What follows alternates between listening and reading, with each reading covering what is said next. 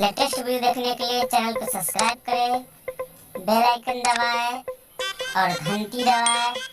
लाइक करना ना भूलें। छुप छुप के अच्छे से जी रहा था।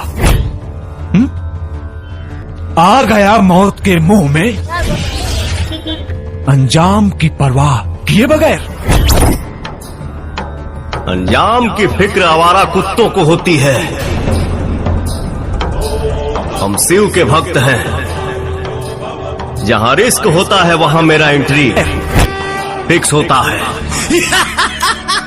ए सत्या,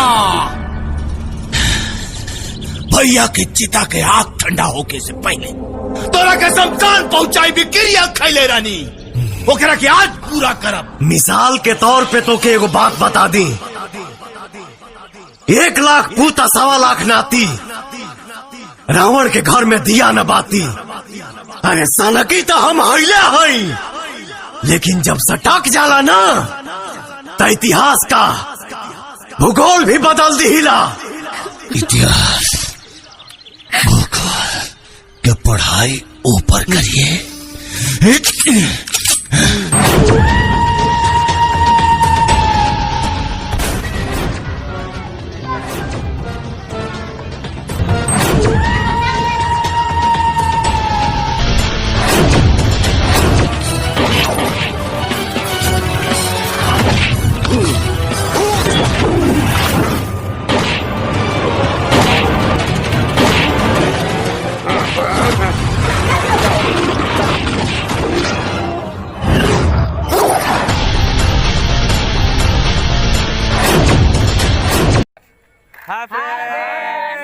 मेरे रामू रंगीला यूट्यूब चैनल को आप सभी लोगों के लिए देखने के लिए बहुत धन्यवाद। मेरे वीडियो को लाइक करें और शेयर करें, लाइक करें और कमेंट करना ना भूलें।